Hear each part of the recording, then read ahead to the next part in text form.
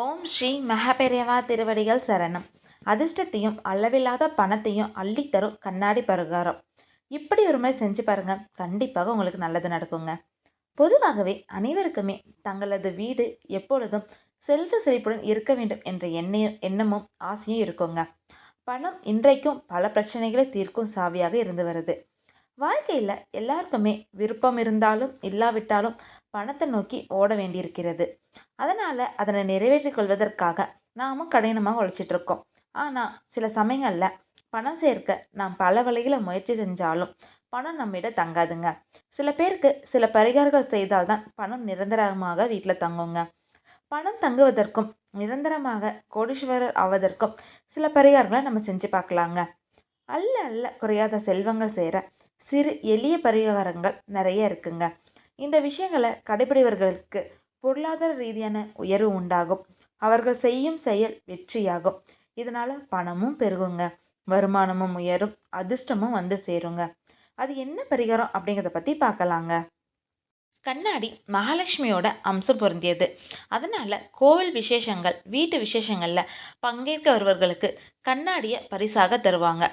வீட்டில் இருக்கும் ஒவ்வொரு பொருளுக்கும் ஒரு வாஸ்து முறை இருக்குது. கண்ணாடி மங்களகரமான பொருட்களுடன் சேர்ந்தது. அதனால தான் நாம் எங்கு சென்றாலும் முதல்ல கண்ணாடியை பார்த்துவிட்டு தான் வெளியே செல்லணும் அப்படின்னு சொல்லிட்டு சில பேர் சொல்லுவாங்க. உங்கள் உடல் தோற்றம், உங்கள் செயல்கள், எண்ணங்கள், கனவுகளை பிரதிபலிக்கும் திறனை இந்த கண்ணாடி வச்சிருக்கு. அதனால் வீட்டில் நீங்கள் முகம் பார்க்கும் கண்ணாடி எப்போதுமே பளிச்சென்று சுத்தமாக வச்சிருக்கணுங்க. பொதுவாக கந்திஷ்டி தோஷத்தால் பாதிக்கப்படுபவர்கள் வீட்டில் தொடர்ந்து ஏதாவது பிரச்சனைகள், தடைகள், சோகம், பிரிவு, நஷ்டம், கைப்பொருள் இழப்பு என வரிசையாக ஒன்றன் பின் ஒன்றாக வந்துக்கிட்டே இருக்குங்க. இதிலிருந்து எளிதில் விடுபட வீட்டில் நுழைவு வாசலில் ஒரு பெரிய கண்ணாடி நீங்கள் மாட்டி வச்சிருங்க. இதன் மூலம் கண் திருஷ்டியிலிருந்து நீங்கள் தப்பிச்சிடலாங்க. கண்ணாடியானது நல்ல சக்தியை வரவேற்கும். வீட்டிற்குள்ள நேர்மறையான ஆற்றலை அதிகரிக்குங்க. எதிர்மறை ஆற்றல்கள் அதிகரிக்காத வகையில் கண்ணாடியை சரியான திசையில் மாட்டி வைப்பது ரொம்ப அவசியங்க. கண்ணாடியை நாம் அடிக்கடி சுத்தம் செய்து பராமரிக்க வேண்டும். ஒருபோதும் கவனக்குறைவாக கையாண்டு அதை உடைத்து விடக்கூடாதுங்க. முகம் பார்க்கும் கண்ணாடியானது சுக்கிரன் மகாலட்சுமிக்கு இணையானதுங்க. அதனால நம்முடைய வீட்டில் பணம் வைக்கும் பெட்டி அல்லது நகை வைக்கும் பெட்டி கண்ணாடியுடன் அமைந்திருப்பது யோகம் நமக்கு தருங்க. வீட்டின் பூஜை அறையில் ஒரு கண்ணாடியை வைக்க வேண்டுங்க. அந்த கண்ணாடிக்கு மஞ்சள் குங்குமம் வச்சு அதற்கு பூஜை செய்யணுங்க. தெய்வங்களுக்கு நாம் எடுக்கும் ஆராத்தி அந்த கண்ணாடியில் பிரதிபலிக்கும் போது அந்த இறைவனின் அருள் கிடைத்து பணவரவு அதிகரிக்குங்க. நீங்கள் எங்கேயாவது பச்சை நிற பட்டாம்பூச்சியை பார்த்தீங்க அப்படின்னா உடனே உங்களுக்கு இருக்கும் பண பிரச்சனைகள் சொல்ல வேண்டுங்க. பச்சை நிற பட்டாம்பூச்சியை பார்த்து இப்படி சொல்வதன் மூலம் அது நிச்சயமாக நடக்குங்க.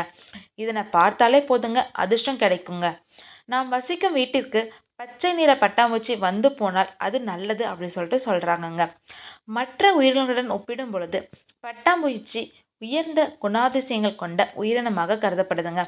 இது நம்முடைய வீட்டிற்கு வந்து சென்றாலே போதுங்க, அதிர்ஷ்ட தேவதை நம்மளை வீடு தேடி வந்து விட்டா அப்படின்னும் சொல்லலாங்க.